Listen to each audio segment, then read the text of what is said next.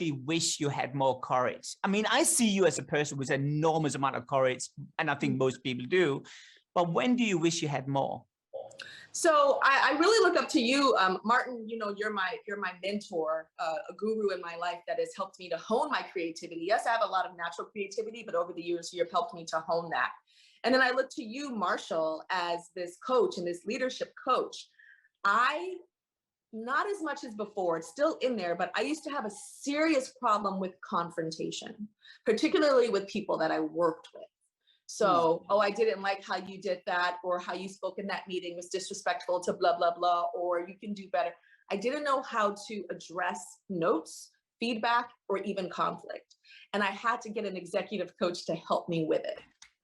And yeah, she was fantastic. I worked with her for about a year. I would go to her house and she would teach me these techniques. One she taught me was to count to 10 and get it out before I get to 10 in my head, the feedback, my opinion, whatever it is. And so I still struggle with that today. And the thing that frustrates me is because my former job was as a fashion model, and there's like diva stereotypes connected to that.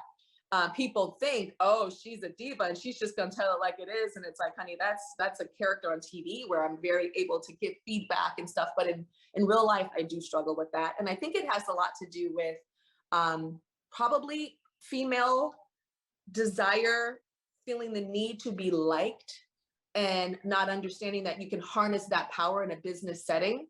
And it's okay if you're not liked all the time, as long as you're respected.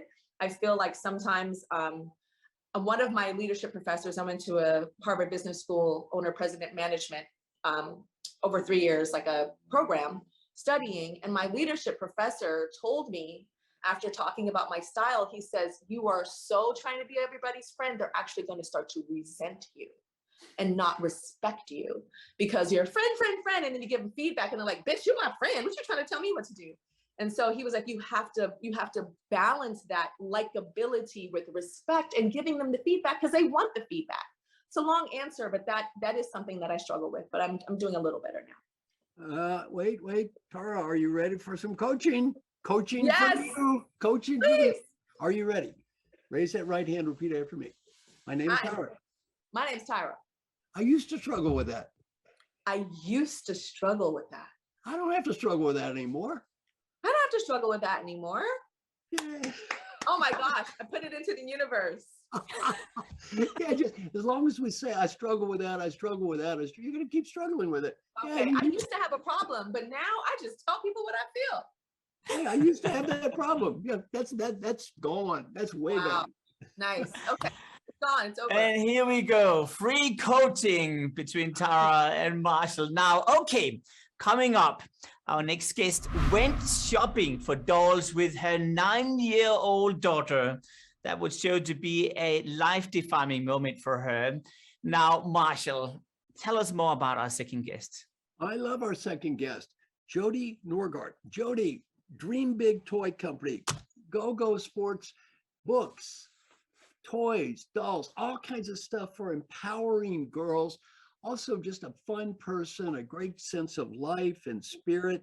So very, very honored to have you with us. Very, very honored to have you with us. Hey, let's just get started. Tell the story. Martin has already stolen part of it, that rascal. Tell the story of your inspiration for this business. Oh, yes. You know what? It's similar to Tyra's because it was just one of those moments that just kind of hit me in the head. So, well, and all of you will understand this if you're a parent out there, but it was a day where my daughter, she was 9 years old at the time, and she had just gotten done playing soccer. And she was dressed in her soccer uniform, right? Like her soccer shorts, shirt, cleats. Her hair is like in crazy messy pigtails, and she's all sweaty. And she needs a wrap birthday gift for a party she's attending in 30 minutes, right? So it's like one of those panicky parent moments. And I go into our local toy store, and I'm running up and down the aisles looking for this, toy for this birthday party. And I come upon a line of dolls that just stopped me in my tracks. They have on short skirts, crop top, belly button ring, big hair, lots of makeup. I pick up the doll. I look at the name on the hang tag, and it's lovely Lola. And I bought the doll, and I have it right here because I like to have Lola near me so I don't forget. So this is Lola, and Lola had many friends. Lola had cute Candy, Sizzle and Sue. You can just, you know, make up your alliteratives right there. But at that moment, I realized that what are we marketing to girls? It hit me like a ton of bricks. I just thought, this is crazy. We need to empower our girls, not market sexy to our girls. So I bought the doll as I'm scolding all the salespeople saying, look at this doll. This is crazy. This is sexy. You should not be marketing sex to girls. And they're like, lady, we're 16. I'm like, oh, whatever. I was having a complete meltdown. And my daughter is running behind me saying, Mom, is that the birthday gift for Maddie? I'm like, no. I'm buying it to show Dad. I need to show Dad. She's like, that's weird. I'm like, I know. I totally confused her. But I did. I brought the doll home and I showed my husband and I said, hey, listen, I'm really sick and tired of all these negative images that are marketed to girls. I think I can do something about it. I think I can create a positive image product for girls that is associated with sports and physical activity that encourages them to be healthy physically, mentally, and emotionally through sports and physical activity. So that was my aha moment. And I moved Jodi, what an amazing story. I mean, seriously, well done. Tell me, what was your biggest and what is your biggest challenge now building the business? Well, okay, so you know what? I'm just going to move forward, Martin, just a second, just to give you just a little bit of background.